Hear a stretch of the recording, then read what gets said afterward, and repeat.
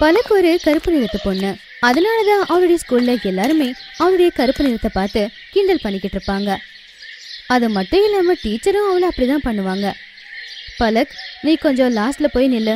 அப்புறம் டீனா சாச்சி, நீங்க கொஞ்சம் அழகா இருக்கிற பொண்ணுங்க முன்னாடி வாங்க.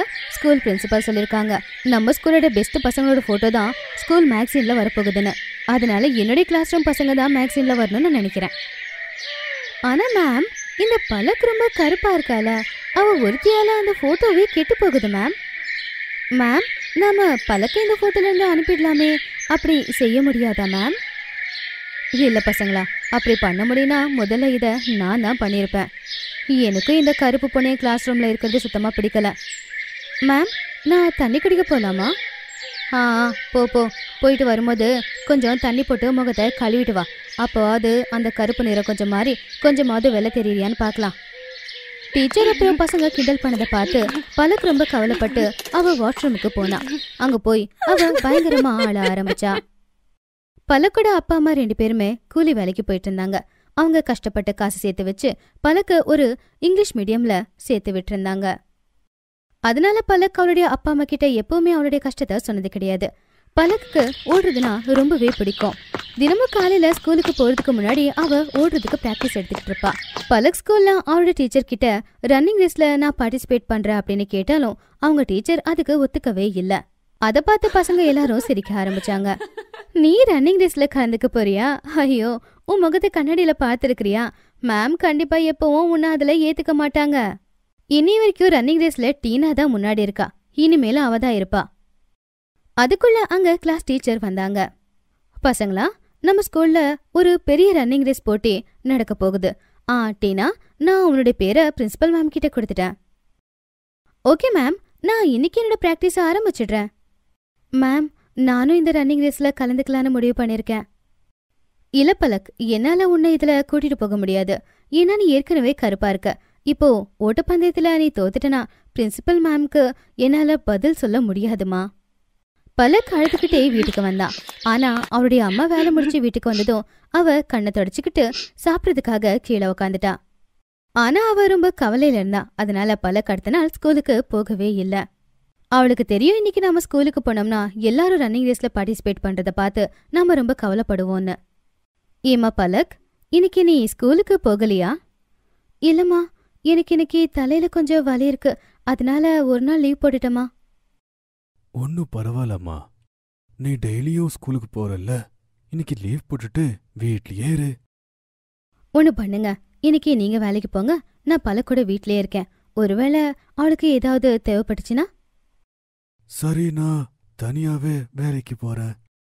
பலக்கோட அம்மா அவளுக்காக அன்னைக்கு வேலைக்கு போகல. பலக் தூங்கிக்கிட்டு இருந்தா. அவங்க அம்மா வீட்டு வேலை பார்த்துக்கிட்டு இருந்தாங்க. அப்போ வீட்டு வாசல்ல யாரோ வந்து நின்னாங்க. என்னோட பேரு ராம்லால். நான் உங்க மக படிக்கிற ஸ்கூல்ல பியூனா இருக்கேன். அங்க இருக்கிற பிரின்சிபல் மேம் தான் என்னை அமுச்சு வச்சாங்க. உங்க பொண்ணை ஸ்கூலுக்கு வர சொல்லி கூப்பிடுறாங்க. அவங்க ஏதோ பந்தயத்துக்கு போகணுமா, அதை பத்தி தான் அவங்க பேசிக்கிட்டே இருந்தாங்க. ஆனா பலக்குக்கு இப்போ அவளுக்கு கொஞ்சம் உடம்பு சரியில்லை. ராம்லால் அண்ணன், நீங்க மேம் கிட்ட சொல்லுங்க, நான் இப்பவே ரெடி ஆகி ஸ்கூலுக்கு வந்துடுறேன் அப்படின்னு. ரன்னிங் ரேஸ் அப்படின்னு பேரு கேட்ட உடனே எங்க இருந்து அந்த எனர்ஜி வந்துச்சோ தெரியல பலக்குக்கு. அவ வேக வேகமா ரெடியாகி அங்க இருந்து ஸ்கூலுக்கு வந்துட்டா. ஓ, அப்போ நீதான் பலக்காமா? இப்போ உன்னுடைய தேவை எங்க ஸ்கூலுக்கு ரொம்பவே இருக்கு. டீனா உன்னுடைய கிளாஸ்மேட் இல்லையா? அவ இன்னைக்கு ரன்னிங் ரேஸ்ல கலந்துக்க மாட்டா, ஏன்னா அவளுடைய காலில் அடிபட்டிருக்கு. அவங்க அப்பா அம்மா அவளை இன்னைக்கு ஸ்கூலுக்கு அனுப்பவே இல்லை. பேசாம நீயே இந்த ரன்னிங் ரேஸ்ல கலந்துக்கோ. அந்த போட்டியில கலந்து நம்ம ஸ்கூலோட பேரை நீதான் காப்பாத்தணும். மேம், நான் உங்களுக்கு வாக்கு கொடுக்குறேன், கண்டிப்பா இந்த போட்டியில நான் ஜெயிச்சுட்டு தான் வருவேன். பலக், என்ன மன்னிச்சிடுமா, நான் ஒரு டீச்சரா இருந்து உன்கிட்ட ரொம்ப தப்பாதான் நடந்துகிட்டேன். ஆனா இன்னைக்கு நம்ம ஸ்கூலோட பேரு கெட்டு போகுது அப்படின்னும் போது என்னுடைய பார்வையில உன்னை தவிர வேற யாருமே படவே இல்லம்மா. எனக்கு தெரியும் நீ காலையில எழுந்திரிச்சதும் ஓடுறதுக்கு ட்ரைனிங் எடுக்கிற அப்படின்னு. அதனாலதான் முதல்ல உன் பேரு தான் எனக்கு ஞாபகத்துக்கு வந்துச்சு. என்னுடைய ஆசீர்வாதம் உன் கூடவே இருக்குமா? நீ வேணும்னா பாரு, இன்னைக்கு போட்டியில கண்டிப்பா நீ ஜெயிச்சுட்டு தான் வருவ.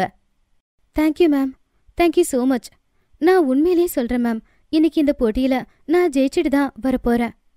பலக்கோட கிளாஸ் பசங்களும் அவளை நல்லபடியா பேசி அனுப்பி வச்சாங்க. பலக் ரொம்ப சந்தோஷமா அந்த ரன்னிங் காம்படிஷன்ல கலந்துக்கிட்டா. அவ ஜெயிச்சுட்டு தான் திரும்ப வந்தா.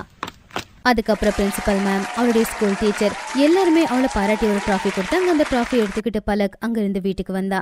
ரன்னிங் ரேஸ்ல ஜெயிச்சதுக்கான அந்த சந்தோஷத்தை அவளுடைய அப்பா அம்மா பலக்கோட முகத்துல நல்லா பாத்துக்கிட்டு இருந்தாங்க. அன்னையிலிருந்து எப்பவுமே யாருமே பலக்கோட அந்த கருப்பு நிறத்தை பார்த்து கிண்டல் பண்ணவே இல்ல. அதுக்கு பதிலா எல்லாருமா அவளை பாராட்டிக்கிட்டு இருந்தாங்க. ராம்லால் அமன்குமார் கிட்ட வேலை பார்த்துட்டு இருந்தாரு. அமன்குமாரோட பையன் சௌரப் ஒரு பெரிய ஸ்கூல்ல படிச்சுக்கிட்டு இருந்தான். இன்னொரு பக்கம் ராம்லாலோட பையன் கவர்மெண்ட் ஸ்கூல்ல படிச்சுக்கிட்டு இருந்தான். சௌரப், தீபக் 2 பேருமே நல்லா படிக்கிற பசங்க. அவங்க ஸ்கூல்ல இவங்க தான் ரொம்ப நல்ல பசங்களா இருந்தாங்க.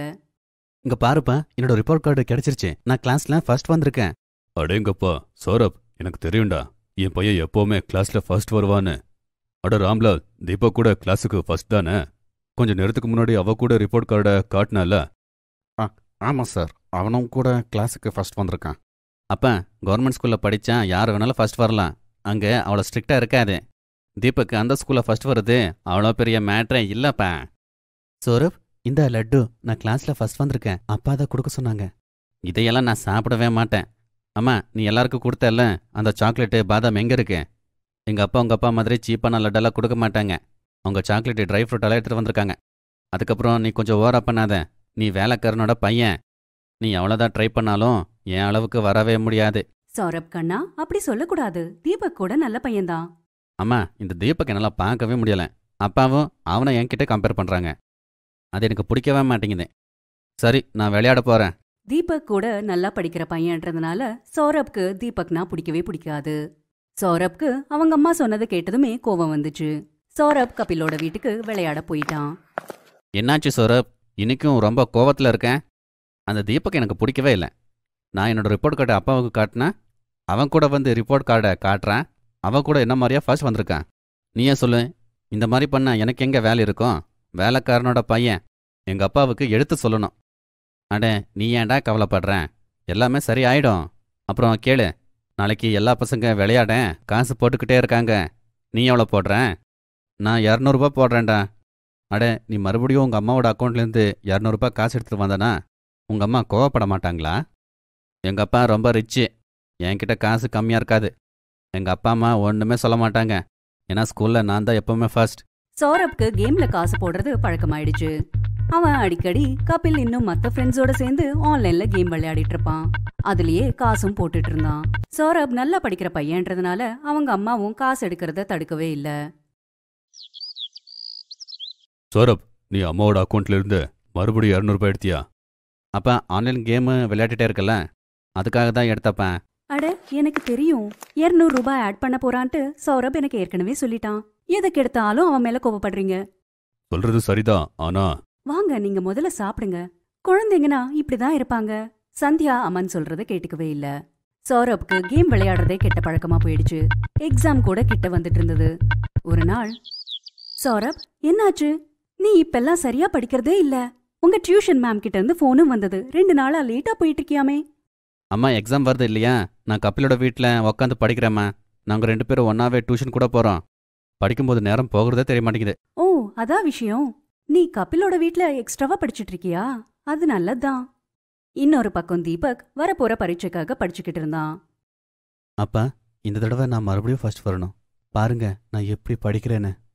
மகனே, எனக்கு தெரியும்ப்பா, நீ நல்லா படிச்சுக்கிட்டே இருக்கேன்னு. பார்த்துக்கிட்டே இரு.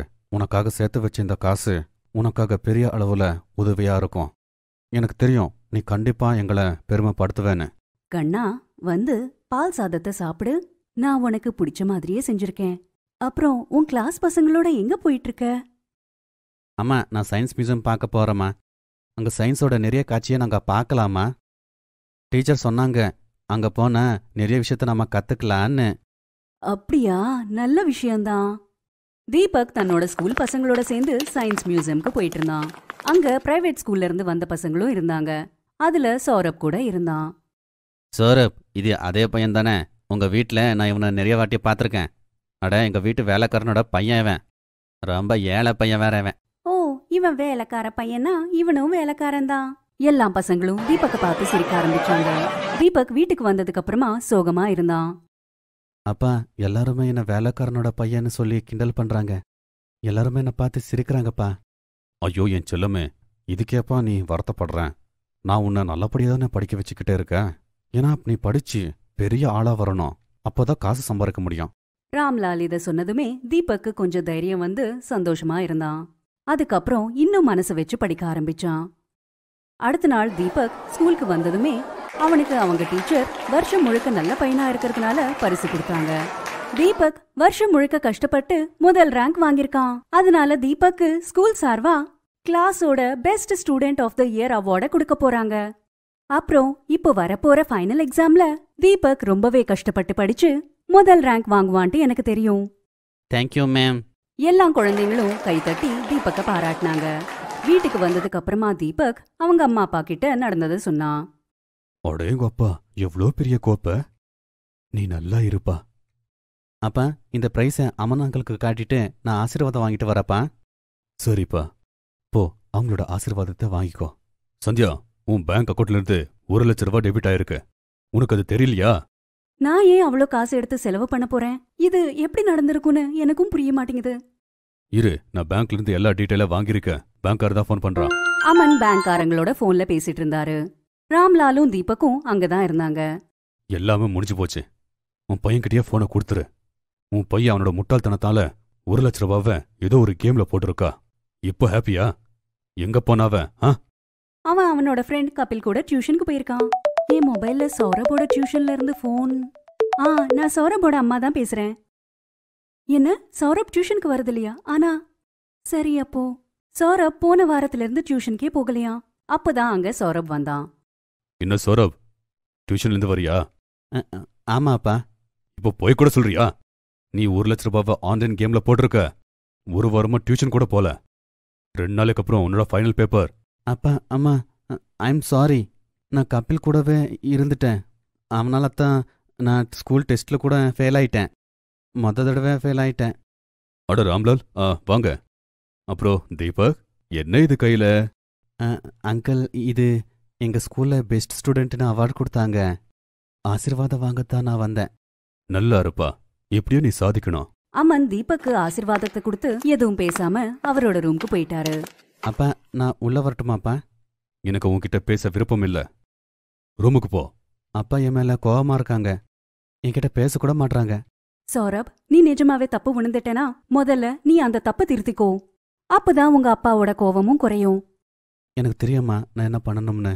சௌரப் இப்போ கபில் இன்னும் மத்த ஃப்ரெண்ட்ஸோட கேம் விளையாடுறத நிறுத்திட்டான். அப்புறம் கஷ்டப்பட்டு படிக்கவும் ஆரம்பிச்சான். 2 நாளுக்கு அப்புறம் அவனுக்கு மேத்ஸ்ல பரீட்சை. அவன் டியூஷனுக்கு போகாம லீவ் எடுத்ததுனால அந்த கோர்ஸ் படிக்கிறதுக்கு நிறையவே இருந்துச்சு. அம்மா, நிறைய சிலபஸ் ரிவிஷனுக்கு பாக்கியா இருக்கு. நான் எப்படி பண்ணுவேன், என்ன பண்ணுவேன்னு புரிய மாட்டேங்குதுமா. சௌரப், நீ இப்படியே செய்யக்கூடாது. தீபக்கு கணக்கு நல்லா தெரியும். அதுல அவனுக்கு மார்க்கும் நிறைய வரும்.